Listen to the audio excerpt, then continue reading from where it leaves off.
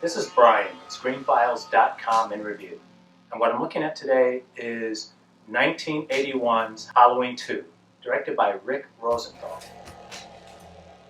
And this movie is less interesting than the story behind it. The story that's built upon the adage, you should be careful what you ask for, you just might get it. Halloween was a huge success for John Carpenter, and this movie became the prototype for slasher films. And that's not to say slasher films didn't exist before Halloween, but after it, it changed the entire genre. Now the thing is, success breeds the desire for more success. So the producers of Halloween, particularly Irwin Yablans, wanted another one. But there's a problem. John Carpenter did not want to direct another Michael Myers facing Halloween movie. Now he wanted to make more of these types of movies, but he was thinking more in the sense of like an anthology, which is to say Halloween had Michael Myers. The sequel would be about something else entirely, though still revolving around Halloween and being a horror movie. So that's what John Carpenter was thinking. Irwin Yablans was saying, I want another Halloween with Michael Myers. So Carpenter wasn't very keen on this idea, and he decided to go and direct The Fog, which came out a year after Halloween. Though Carpenter did not direct a sequel to his movie, though he did come back to write the screenplay with his writing partner, Deborah Hill. Though the version of Halloween 2 that you see when you watch the movie, as far as I can tell, is not the version Hill and Carpenter created. From my research, I came to learn that while I haven't found the screenplay, what they planned was to have it happen in an apartment building.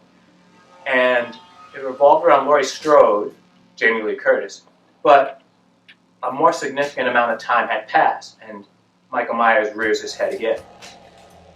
So that is not the version of the movie we got. What we got instead was a Halloween that took place literally hours after Carpenter's movie ended, which is to say Laurie Strode is being taken to the hospital, and Michael Myers is going to the hospital to track her down. That's essentially the story. Though the way Rick Rosenthal shoots this movie is really interesting. First off, Michael Myers isn't the same as he was in Carpenter's movie.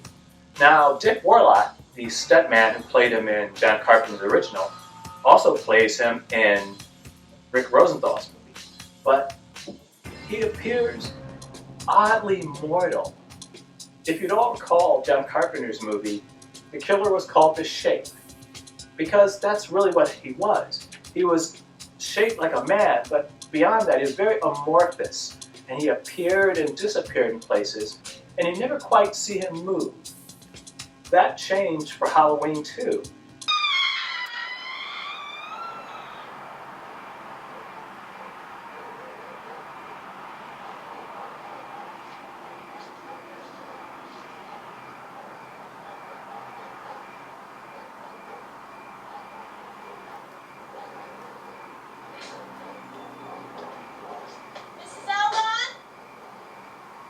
Mr. Elrod? Are you okay?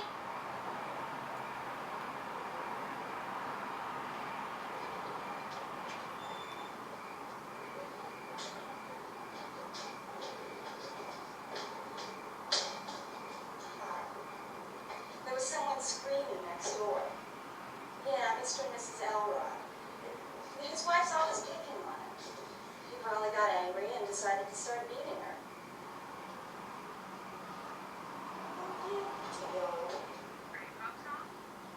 They are gone. My dad had to take my Aunt Ruby to Hardin County, and my mother decided to go along. Did you hear? Hear about what? Girl got killed in Chesterfield. It's on the radio. Hold on. When the police have cordoned off the entire area. To repeat, 3 teenagers have been found murdered in a house in the northwest section of Haddonfield. The names of the teenagers have not been released. I can't believe it. I know. There was trouble with doors. Where did it happen? Down on Orange Grove.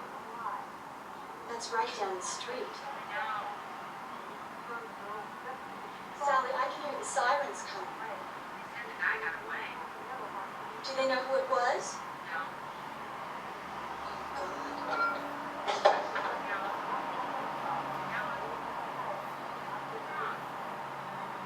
Alice? Who is it? Alice? Where are you? Who is it?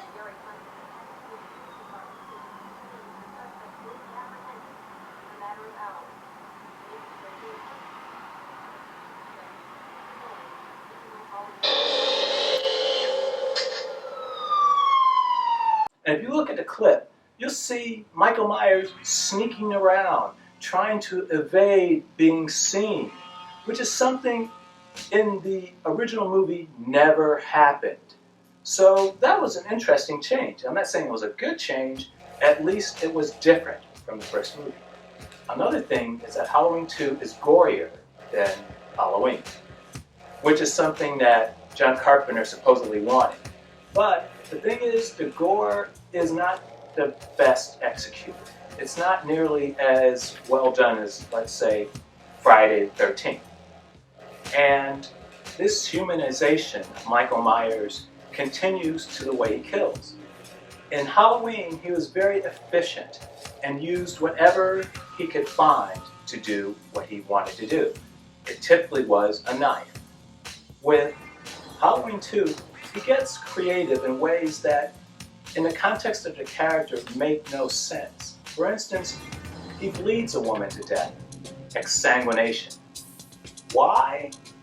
Because movie. It doesn't make any sense, really, narratively. And certainly makes no sense based upon the character as he is typically depicted. He's also particularly fond of stabbing people in the eye with syringes.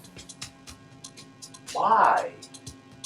It's not a very efficient way of killing someone. It's certainly interesting, but would Michael Myers from Halloween really do this? It is interesting, and I think on some level admirable that Rick Rosenthal seems to make the character his own somewhat, but Michael Myers wouldn't do that. And I think it was only added to differentiate it, to make it seem more in line with gorier movies at the time. It doesn't particularly work. And overall, I have to say that Halloween 2, if you're a completist, is worth seeing. It's not a terrible movie by any stretch of the imagination, though it's not Michael Myers, and it's definitely not John Carpenter. If you're not a completist, then watch Friday the 13th, which is a much better movie. This is Brian with ScreenFiles.com, and if you agree, disagree, let me know down below. And as usual, consider a like or follow. Peace.